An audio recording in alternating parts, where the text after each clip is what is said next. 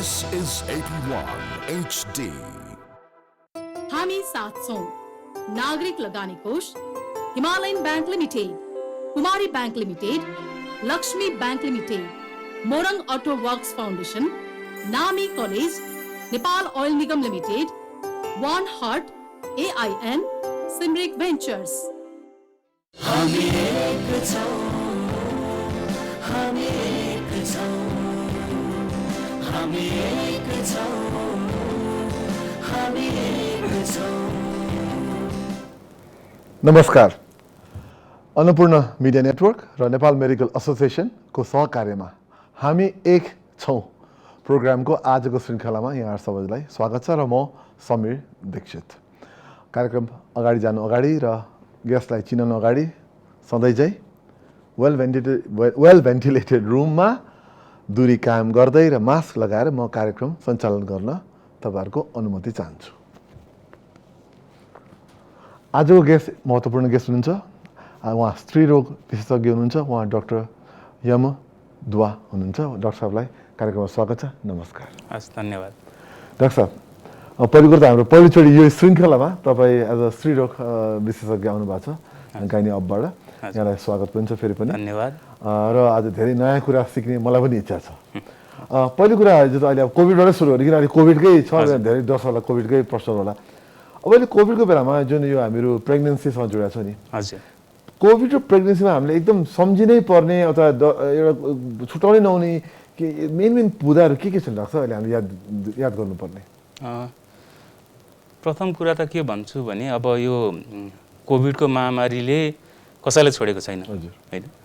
अब अर्को कुरा चाहिँ प्रेग्नेन्सी भनेको कुनै डिजिज कन्डिसन होइन, होइन? एउटा फिजियोलोजिकल कन्डिसन मात्रै हो। त्यो हिसाबले गर्दा जति अन्य पपुलेसन इन्फेक्टेड हुने चान्स छ, प्रेग्नेन्ट पपुलेसन नि त्यति नै इन्फेक्टेड हुने चान्स छ, होइन? अब सुरुमा आउँदा अब प्रेग्नेन्सीमा कोभिड लाग्यो भने ठुलो कहर मचाउँछ, धेरै नराम्रो अवस्था हुन्छ भन्ने जस्तो थियो। तर अहिलेको अवस्थामा आएर हेर्दाखेरि चाहिँ भनौँ न जेनरल पपुलेसन जुन नन प्रेग्नेन्ट पपुलेसन र प्रेग्नेन्सीमा कोभिडको सङ्क्रमण हुने दर पनि उति नै छ र सङ्क्रमण भइकन पनि अन्य रोग नभएको खण्डमा महिलामा, प्रेग्नेन्ट महिलामा अन्य रोग जस्तै सुगर, प्रेसर यस्तो रोग नभएको खण्डमा त्यसले गर्ने खराबी पनि लगभग नन प्रेग्नेन्ट पपुलेसनसँग कम्पेरेबलै छ। ओके, यस्तो अवस्थामा मानौँ कोही महिला हालसालै उहाँले बच्चा पाउनु भएको छ र उहाँलाई सङ्क्रमण भइहाल्यो भने हजुर, यस्तो अवस्थामा ती महिलाले ध्यान दिनुपर्ने कुरा के हो र उहाँले आफ्नो बच्चासँग कुन हिसाबले दूरी राख्ने कि अब ब्रेस्ट फिडिङ गर्ने, स्तनपान गराउने कि नगराउने, यस्ता के कुराहरू चाहिँ ध्यान दिनुपर्छ? यस्तो छ हजुर। अब पहिलो कुरा त अब जस्तै गर्भावस्थामा महिलालाई कोभिड भयो भने शिशुमा सर्छेक सर्दैन भन्ने कुरा हो, होइन? अब अहिलेसम्म धेरै रिसर्चहरूमा के देखिएको छ भन्दाखेरि जुन भर्टिकल ट्रान्समिसन भन्छौँ कि हामीले सालनालबाट बच्चामा सर्ने, त्यो चाहिँ खासै देखिएको छैन, होइन? त्यो हिसाबले हामी अलिकति ढुक्क हुने अवस्था बढी छ, होइन? र अब विभिन्न विकसित मुलुकहरूको प्र्याक्टिस अनुसार चाहिँ के छ त भन्दाखेरि सुरुमा होइन पहिलो लहरमा के गरेको थियो उहाँहरूले भन्दाखेरि सुत्केरी अवस्थामा अथवा डेलिभरी पश्चात बच्चालाई चाहिँ छुट्टै आइसोलेट गरेर राखेर, होइन, 24 घण्टाको फरकमा 2टा स्वाब बच्चाको परीक्षण गरेर नेगेटिभ भयो भने चाहिँ केयर गिभरलाई दिने कि भन्ने कुरा थियो। तर हाम्रो जस्तो जुन विकासोन्मुख देश, होइन, अथवा अति कम विकसित देशको कुरा गर्दाखेरि के छ त भन्दाखेरि कतिपय ठाउँमा केयर गिभर नहुने अवस्था पनि हुन्छ। र अहिलेको नयाँ प्रोटोकलमा के भनिन्छ त भन्दाखेरि गर्भवती महिलाले डेलिभरी गर्यो भने हामी डेफिनेटली बच्चालाई त हामीले स्क्रिनिङ त गर्नु पर्यो। त्यो गरिसकेपछि पनि हामीले जुन भनौँ न हामीले जुन स्वास्थ्य सुरक्षाका मापदण्डहरू अपनाउँछौँ जुन, होइन, मास्क लाउने, भाइजर लगाउने, हात सेनिटाइज गर्ने, त्यसरी आमाले आफ्नो शिशुको स्याहार आफै गर्न पनि सक्छ। ओके, गर्न सक्नुहुन्छ। हजुर। अनि यहाँ पटक के प्रश्नहरू कस्तो आउँछन् भन्ने भनौँ न, कोही व्यक्ति म बच्चा बनाउन चाहन्छु, I want to be pregnant हुने अवस्थाहरू आउँछ। अब भनौँ न परिवारमा तर अहिले कोभिडको कहर छ। हजुर, तपाईँको अहिलेको प्रश्नको हिसाबले जुन तपाईँले भन्नुभएको छ त्यो चाहिँ अहिले गर्भधारण गर्नुपर्ने अथवा गर्न नगर्ने बारेमा चाहिँ तपाईँहरूको चाहिँ विज्ञ सुझावहरू चाहिँ के हुनसक्छ यस्तो बेला? यस्तो छ, अघि पनि मैले भने अब कोभिडको कारणले होइन गर्भावस्थामा हुने कम्प्लिकेसन बढेको पनि छैन छैन र अर्को कुरा चाहिँ अब सुत्केरी स्याहारमा पनि एकदमै फरक खालको हामीले विधि अपनाउनु नपर्ने भएको पहिलो अवस्था हो। अर्को अवस्था चाहिँ के त भन्दाखेरि कोभिड हामीसँग कहिले रहन्छ पनि थाहा छैन होइन, होला 3 महिनामा जाला, 6 महिना जुगौँसम्म पनि जान सक्छ। त्यस कारणले गर्दाखेरि गर्भधारण गर्नलाई चाहिँ त्यस्तो बन्देज गर्नुपर्ने जरुरी चाहिँ छैन। मुख्य डिफिकल्टी अथवा चुनौती के त भन्दाखेरि यदि गर्भवती भयो भने गर्भ चेकअप गर्न जानलाई चाहिँ अहिले समस्या छैन होइन, लकडाउन, अब भेहिकलको सुविधा छैन विभिन्न कारणले, त्यस कारणले गर्दाखेरि अलिकति समस्या होला कि भन्ने हो। तर कोभिड आफैको हकमा चाहिँ खासै गर्भधारण गर्नु हुँदैन भन्ने चाहिँ छैन।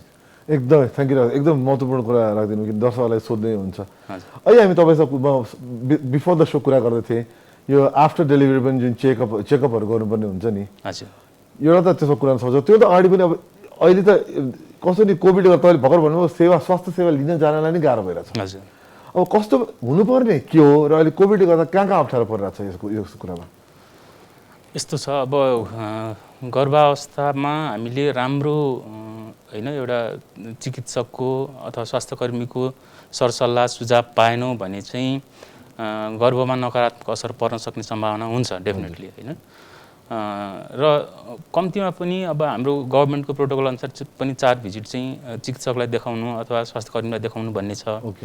तर तपाईँले भने जस्तै अहिले कोभिडको कारणले जान नसक्ने अवस्था हुँदाखेरि हामीले यसलाई अलिकति डिफ्रेन्ट वेमा के लिन सक्छौँ त भन्दाखेरि अब कतिवटा हटलाइन नम्बरहरू छन् होइन, कति ठाउँमा चाहिँ हामीले अब कल सेन्टरहरू खोलेर, जस्तै नेपाल मेडिकल एसोसिएसनले कल सेन्टर खोलेका छन्, त्यसबाट पनि हामीले धेरै परामर्श लिएर चाहिँ आफूलाई एक्सपोज नगराइकन पनि त्यो सुविधाहरू लिन सक्ने अवस्था छ।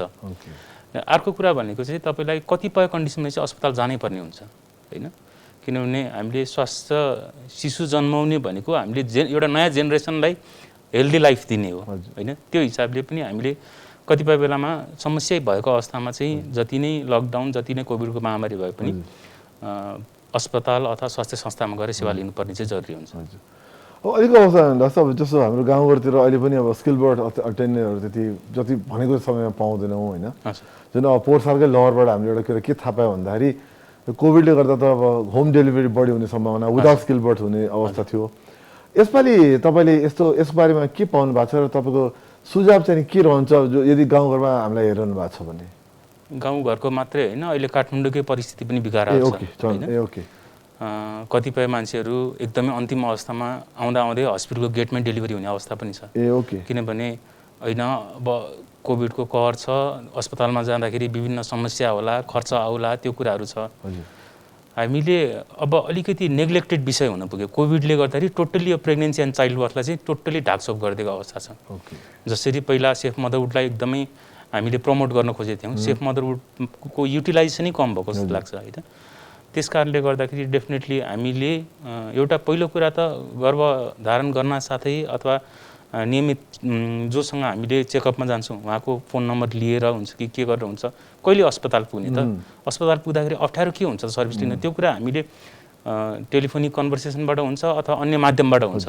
त्यो गर्न सक्यो भने एटलिस्ट समयमा अस्पताल पुग्न सक्छौँ। र अर्को कुरा तपाईँले जुन होम डेलिभरीको कुरा उठाउनु भयो, डेफिनेटली होम डेलिभरी भने त गर्नु हुने कुरै होइन। किनभने प्रेग्नेन्सीमा 10-15% महिलाहरूमा चाहिँ डेलिभरीको टाइममा कम्प्लिकेसन्सहरू हुन्छ होइन। अब त्यो 10-15%लाई एउटा नम्बरको आँकडा मात्रै नसम्झेर त्यसभित्र आफू पऱ्यो भने त हामीलाई 100% भयो। त्यस हिसाबले गर्दाखेरि संस्थागत डेलिभरी चाहिँ म सुझाव दिन चाहन्छु। डाक्टर अब कुरा गर्दै गर्दाखेरि अहिले जस्तो हाम्रो महिलाको स्वास्थ्यको कुरा गर्नुपर्दाखेरि चाहिँ अहिलेको अवस्थामा जुन कोभिड मात्र होइन ओभरअल अवस्थामा हामी जुन महिलाको स्वास्थ्य भनेर सेक्सुअल हेल्थको कुरा गर्दा चाहिँ के यस्ता समस्याहरू छन् त तपाईँले याद गर्नुभएको देशमा? देशमा त यो रिप्रोडक्टिभ हेल्थ भनौँ अथवा सेक्सुअल हेल्थको जुन कुरा गर्ने हो, पहिलो कुरा त रिप्रोडक्टिभ हेल्थकै कुरा गरौँ होइन। यो भनेको हाम्रो देशको डेभलपमेन्ट कुन लेभलमा छ भन्ने देखाउने कुरा हो होइन। म्याटर्नल जुन मातृ मृत्यु अथवा शिशुको मृत्यु भन्ने कुराहरू। अर्को कुरा सेक्सुअल हेल्थको कुरा गर्नुहुन्छ भने पनि जुन सेक्सुअल एजुकेसन्सहरू हामीले विद्यालय लेभलमा इन्कर्पोरेट गर्नुपर्ने हो, त्यो नभएको कारणले गर्दाखेरि टिनेज प्रेग्नेन्सीहरू छन् होइन अनम्यारिड टिनेज प्रेग्नेन्सी असुरक्षित गर्भपतनहरू छन् त्यो भएर यो एक हिसाबले हामीले कोभिड भनेर धेरै हाइलाइट गर्दा गर्दै पनि हामीले कतै यसलाई त हामीले बिर्सिरहेको छैनौँ भन्ने कुरा मुख्य इम्पोर्टेन्ट कुरा यहाँ छ होइन यसको कारणले गर्दाखेरि कति मातृ मृत्यु दर भइरहेछ नि कति टिनेज प्रेग्नेन्सी अनसेफ अबर्सन गरेर डेथ भइरहेछ त्यो आँकडा कहाँ काउन्ट गर्ने त हामीले त्यही भएर यो पार्ट चाहिँ एकदम विकराल अवस्थामा छ यसलाई हामीले चाहिँ हाम्रो प्रोफेसनल सोसाइटी नेपाल गभर्मेन्ट र तपाईँहरू जस्तो होइन जसले मिडिया जसले सचेतना जगाइराख्नु भएको छ उहाँहरूको एकदम इम्पोर्टेन्ट रोल हुन्छ यसमा चाहिँ एकदम र यो कुनै कुरा मलाई एउटा इन्ट्रेस्टिङ कुरा सम्झना एउटा साइन्टिफिक फाइन्डिङ चाहिँ नि अलिकति हेपाटाइटिस ईको कुराहरू पनि राख्छ हजुर गर्भवती महिलामा पानी विशेष गरी खराब पानी पऱ्यो भने हेपाटाइटिस ईले सङ्क्रमण गर्यो भने त्यहाँ निकै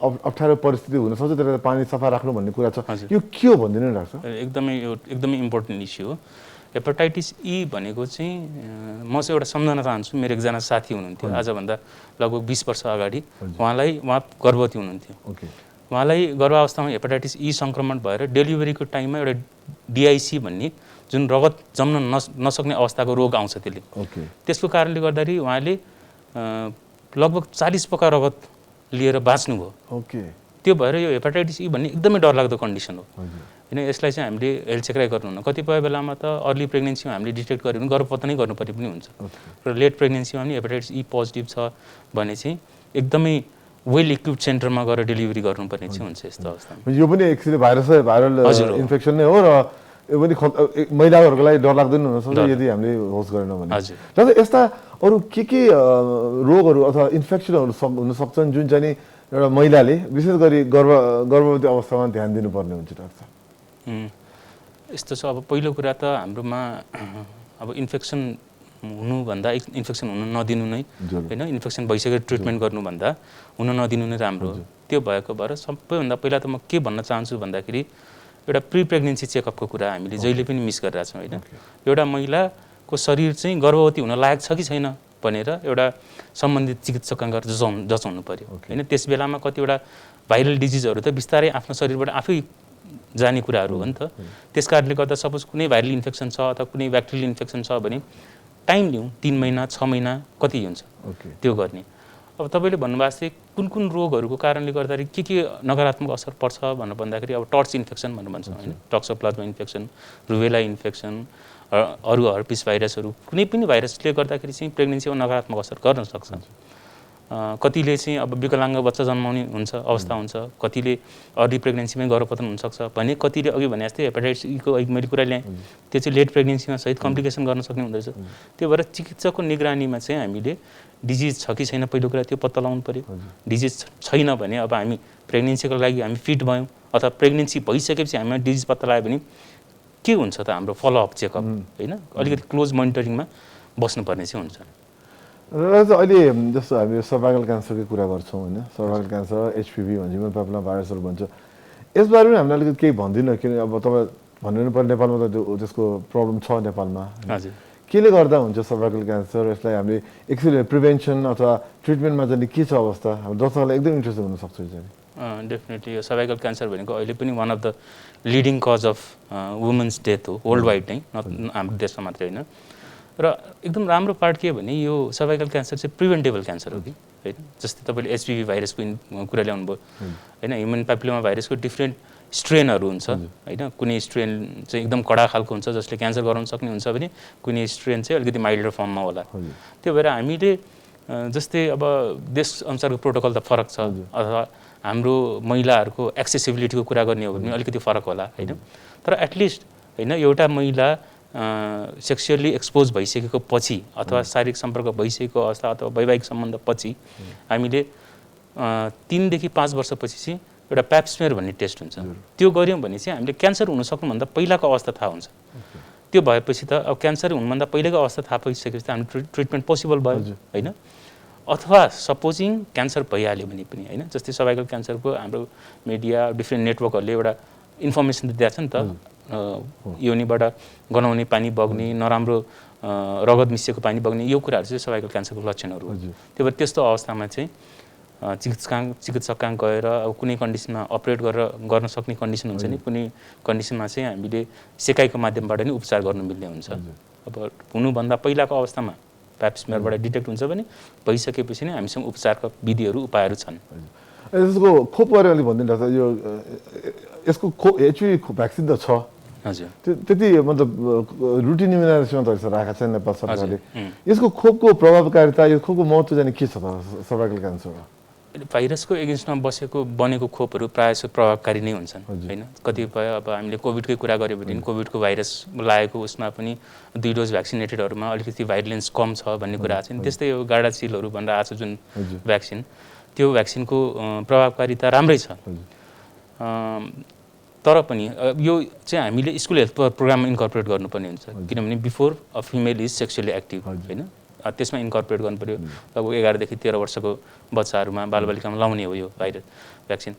त्यो हुँदै पनि हामीले सर्भाइकल क्यान्सर स्क्रिनिङ चाहिँ छोड्न चाहिँ मिल्दैन फेरि होइन। भ्याक्सिन लाएँ म ढुक्क छ मलाई रोग लाग्दैन भन्ने चाहिँ होइन होइन। जसरी कोभिडको भ्याक्सिन लागेको मान्छेलाई पनि रोग लागेको छ नि, त्यस्तै सर्भाइकल क्यान्सरको भ्याक्सिन लागेको मान्छेलाई पनि रोग लाग्न सक्छ, तर लाग्ने सम्भावना चाहिँ धेरै कम हुन्छ। तर भ्याक्सिनको कुरा गर्दा चाहिँ पटक यहाँ एकदम आम मतलब समाजमा एउटा क्वेसन छ, विशेष गरी महिलाहरूको चाहिँ नि अथवा उहाँका पार्टनरको पनि के क्वेसन हुन्छ भन्दाखेरि कोभिड छ जोड है, अब खोप आयो, अहिले खोप अभियान सुरु भइरहेछ, उहाँ प्रेग्नेन्ट हुनुहुन्छ भने खोप लाउन मिल्छ मिल्दैन, उहाँ ब्रेस्ट फिडिङ गरेर भएको छ भने अहिलेको हाम्रो कोभिड विरुद्ध खोप लाउन मिल्छ मिल्दैन, धेरै प्रश्न आउँछ। तपाईँको सुझाव के छ यी दुवै कुरामा अथवा अरू के? एकदमै राम्रो क्वेसन हो यो, किनभने मलाई पनि धेरै फोन कल्सहरू आउँछ यसबारेमा होइन। पहिला चाहिँ प्रेग्नेन्सी भनेको अलिकति हाइपर कोआगुलेबल स्टेट भनेको रगत जम्ने चाहिँ मात्रा एकदम बढी हुन्छ प्रेग्नेन्ट हुँदाखेरि, अनि कोभिडको भ्याक्सिन अथवा कोभिड इटसेल्फले पनि त्यही कन्डिसन ल्याउने भएको भएर नलाउने कि भन्ने एउटा कन्सेप्ट थियो। तर अहिले अब सेन्टर फर डिजिज कन्ट्रोल होइन अथवा जुन बेलायतको सङ्गठन छ, अमेरिकाको सङ्गठन एसिओजी आरसिओजी भन्छौँ, उहाँहरूले ढुक्क साथ लाए हुन्छ भनेछ प्रेग्नेन्सीमा र सुत्केरी अवस्थामा ढुक्क साथ लाउन मिल्छ। अलिकति के देखेको छ भन्दाखेरि 28 हप्तापछि चाहिँ हामीले भ्याक्सिन लाउँदाखेरि चाहिँ अलिकति केयरफुल हुनुपर्छ कि भन्ने सोचाइ हो, तर लाउनु हुँदैन भन्ने छ। र बेलायतमा र अमेरिकामा मजाले लगाइरहेछन् यो जुन हाम्रो मेडोना छ, अर्को हाम्रो के फाइजरको भ्याक्सिन्सहरू मजाले युज गरिरहेछ उहाँहरूले। त्यो चाहिँ गर्भवती अवस्थामा कि गर्भावस्थामा पनि लगाइरहेछन्, सुत्केरी अवस्थामा भनेपछि नवजात शिशुलाई स्तनपान गराएको महिलाले पनि मजाले केही फरक पर्दैन। अर्को प्रश्न धेरैले छन् डाक्टर, म जहिले त अब गाइनी अफलाइन नै सोध्नु भनेर भन्छु, म सुझाव दिन्छु। कसैले बच्चा पाउन प्रयास गरिरहेछ अथवा इच्छा गर्भधारण गर्ने प्लान गर्नुभएको छ कपालले भने उहाँहरूले कतिलाई के परेको छ नि खोप लगायो भने चाहिँ त्यसले नकारात्मक प्रभाव पर्छ भन्ने परेको छ, के छ यसको? हजुर छैन, हजुर त्यस्तो केही पनि नराम्रो असर केही पनि गर्दैन, किनभने खोप त एकदम अहिले त एकदमै प्रायोरिटीमा छ होइन। आफ्नो ज्यान जस्तो इम्पोर्टेन्ट केही पनि होइन होइन। र अर्को कुरा चाहिँ अब खोप लगाएर अथवा भर्खरको भनौँ न 1-1.5 महिनाको गर्भ भएको अथवा गर्भ प्लान गरेको मान्छेलाई लाउँदाखेरि केही पनि असर देखेको छैन। डाक्टर अहिले अब भनौँ न अब हामीले विभिन्न कुराहरू गऱ्यौँ, अब अहिले मान्छेहरू अब लकडाउनमा छ, अझ कडा लकडाउन भनेर पनि बुझिरहेको छौँ हामीले, एटलिस्ट काठमाडौँ घरमा, तर बाहिर पनि अब लकडाउनमा केही किसिमको निषेधाज्ञा छ, घरमा बस्नु भएको छ महिला, उहाँले आफ्नो स्वास्थ्यलाई मजबुत राख्नको लागि अथवा अहिले अलिक विक हुन नदिनको लागि के गर्दा बेस हुन्छ डाक्टर? यो पनि अर्को एकदम इम्पोर्टेन्ट इस्यु हो होइन। एउटा गर्भवती महिला स्वस्थ भएन भने स्वस्थ शिशु जन्मिँदैन होइन। त्यही भएर कोभिडको सिचुएसन होस्, लकडाउनको सिचुएसन होस् अथवा पहिलाको जस्तो नर्मलाइज सिचुएसन हुँदा पनि स्वस्थ हुनुपर्छ होइन। र म तपाईँको यो प्रोग्राम मार्फत के भन्न चाहन्छु त भन्दाखेरि हाम्रो देशमा अहिले पनि एउटा महिला जुन बुहारी भएर जान्छन् उसले पाकेको मिठो पहिलो खान पाउने भन्ने सम्भावना धेरै जसो घरमा कम हुन्छ।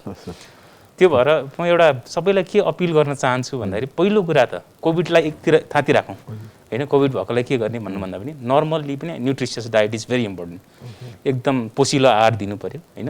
पोसिलो आहारले गर्भवती महिला त सुरक्षित राख्छ, कोभिडबाट पनि सुरक्षित राख्छ होइन। कोभिड भएको बेलामा त हामी एकदमै न्युट्रिसियस डायट पेल्छौँ नि। अलङ विथ दिस अब जसरी अरू क्वेरिजहरू आउँछ कि पेसेन्टहरूले सोध्ने चाहिँ म प्रेग्नेन्ट छु, मलाई कोभिड भयो, मैले भिटामिन सी खानु हुन्छ कि हुन्न, जिङ्क खानु हुन्छ कि हुन्न, यस्ता कुराहरू छन् नि। हुन त यो भिटामिन सी, जिङ्क अथवा भिटामिन डी यिनीहरूले कोभिड मार्ने त होइन, आफूलाई बलियो बनाउने हो नि। त्यो भएर यसको कुनै परहेज बन्देज चाहिँ छैन एउटा गर्भवती महिलाले ढुक्कसाथ खान मिल्छ यो कुरा। भनेपछि त्यो सप्लिमेन्ट्सहरू पनि लिनु हुन्छ र मजाले। कुनै स्पेसल सप्लिमेन्ट्सहरू लिनु बेस हुन्छ डाक्टर अहिलेको अवस्थामा जेनरली? मार्केटमा अब डिफ्रेन्ट खालको सप्लिमेन्ट्स अभाइलेबल छन् होइन। म मास्टर्स गर्दाखेरि मेरो टिचरले भन्नुहुन्थ्यो कि अब गाई पाल्या छ घरमा अनि डाक्टरले क्याल्सियम लेखिदिन्छ औषधि पसलमा गएर क्याल्सियम त्योभन्दा बढी गाईको दुध खाऊ न, 1 ग्लास बिहान 1 ग्लास बेलुका खाऊ भन्नुहुन्थ्यो होइन। त्यो सम्झिन्छु। अब फुड होइन जुन नेचुरल सोर्सेसमा छ त्यो फोर्टिफाइडमा डेफिनेटली कम हुन्छ होइन। त्योभन्दा त बेटर त घरकै मिठो मसिनो राम्रो हुन्छ। त्यसबाहेक अन्यत्र जुन मिनरल्सहरू हुन्छ होइन, फोर्टिफाइड सप्लिमेन्ट्सहरू होइन, प्रोटिन सप्लिमेन्टहरू आउँछ बजारमा, त्यो मजाले ढुक्कसाथ लिन सकिन्छ। त्यसले म्याटर्नल हेल्थ बच्चाको हेल्थलाई पनि राम्रो गर्छ। जस्तो एकदम पर्टिनेन्ट कुरा आज तपाईँले भन्नुभएको छ। जस्तो जाने बेला हुन नलाग्यो जानुवारी डाक्टरले सोधेको कि तपाईँ डाक्टरले अहिले नेसोकको पनि कुरा गर्नुभएको थियो। हजुर तपाईँ नेसोक पनि हुनुहुन्छ। हजुर नेसोकको अहिले देशमा अहिलेको अवस्थामा भूमिका के छ र के प्लान गरेर छोटकरी के भनिदिनु न हामीलाई। अब नेपाल सोसाइटी एन्ड अब्स्टेट्रिक्स एन्ड गाइनोकोलोजी भनेको एउटा प्रोफेसनल सोसाइटी हो हाम्रो अब्स गाइनीको, जसमा हामी लगभग 600 भन्दा बढी गाइनोकोलोजिस्ट आबद्ध छौँ। यो संस्थाको चाहिँ म जेनरल सेक्रेटरी हो। अब अहिले चाहिँ हामीले कोभिड सम्बन्धी चाहिँ हामीले मुख्य कुरा चाहिँ अब अफलाइन जुन टेलिफोनिक कन्भर्सेसनबाट सबैलाई जुन सुविधा दिनुपर्ने त्यो सुविधा दिइरहेका छौँ। र भविष्यमा पनि अब हाम्रो जुन प्रेसिडेन्ट हुन्छ प्रोफेसर डाक्टर गणेश दङ्गाल, उहाँले कोभिड सम्बन्धी विभिन्न आर्टिकलहरू पनि निकाल्नु भएको छ होइन। उहाँ काम गर्ने अस्पतालमा कोभिड सङ्क्रमित महिलाहरूको उपचार पनि गरिरहेको छ, जुन मैले पनि आफ्नो अस्पतालमा गरिरहेको छु। त्यो भएर हाम्रो कन्ट्रिब्युसन के हुन्छ त भन्दाखेरि कोभिडको महिलाहरूलाई चाहिँ, कोभिड सङ्क्रमित महिलाहरूलाई चाहिँ अलिकति डिस्क्रिमिनेट गरेर यसको मोड अफ डेलिभरी फरक हुन्छ भनेर सोच्नु चाहिँ हुँदैन होइन। मोड अफ डेलिभरी हाम्रो मेडिकल इन्डिकेसन्स मात्रै हो, कोभिड भए पनि नभए पनि मोड अफ डेलिभरी चाहिँ फरक गर्दैन। र यो गाइनोकोलोजिस्ट हामी सबैले बुझेका छौँ र यही सन्देश चाहिँ म हाम्रा भ्युअर्सहरूलाई नि यो के भन्न चाहन्छु नि, मोड अफ डेलिभरी डिफर गर्दैन, अस्पतालमा डेलिभरी गर्नु र नेसोकले के गर्नुपर्छ, कसरी हेल्प गर्नुपर्छ, नेसोक जहिले पनि तत्पर छ भन्न चाहन्छु। एकदमै महत्त्वपूर्ण। हालसालै प्रसुति गृहको नि एउटा न्युज आएको थियो, एकदम सङ्क्रमित महिलाले पनि जन्माइरहनु भएको बच्चाहरू भनेर एकदम राम्रोसँग सेफली चाइल्ड बर्थ गराइरहनु भएको छ भने सकारात्मक समाचार पनि आएको थियो। तपाईँले भनेको कुरा यहाँ जोडी। र डाक्टर साहब अब जाने बेला भयो। Thank you so much doctor साहब, तपाईँले आज आइदिएर हामीलाई आफ्नो समयको बावजुद र जुन तपाईँले राम्रो काम गरिरहनु भएको छ त्यसको लागि पनि तपाईँलाई धन्यवाद दिँदै शुभकामना पनि दिन चाहेँ मैले। हस्, मलाई पनि यही अब कोभिडको सङ्क्रमण कालमा हाम्रा गर्भवती महिलाहरूलाई तपाईँहरूको कार्यक्रम मार्फत केही भन्ने अवसर दिनुभएकोमा म तपाईँ लगायत AP1 टेलिभिजन, NMA र सम्पूर्णलाई धेरै धेरै धन्यवाद दिन चाहन्छु। धन्यवाद। थ्याङ्क यू डाक्टर साहब। उहाँ हुनुहुन्थ्यो डाक्टर यम दुआ। उहाँलाई अब धन्यवाद दिँदै म आज कार्यक्रम सघाउन गइरहेको छु।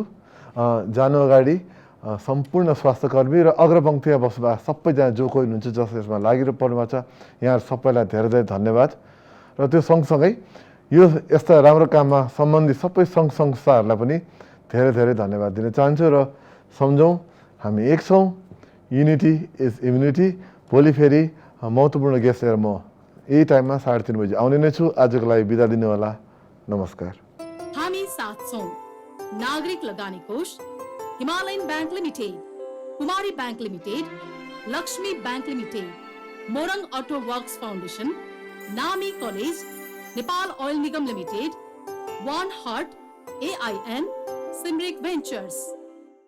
हामी एक छौं, हामी एक छौं, हामी एक छौं, हामी एक छौं।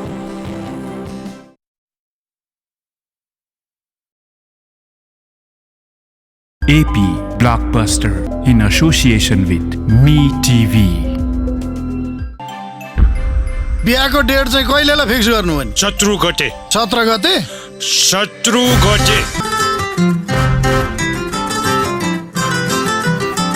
बिहेपछि क्या यो सर्ट स्कर्ट लाउन पाए कि नपाए? पाए पाए।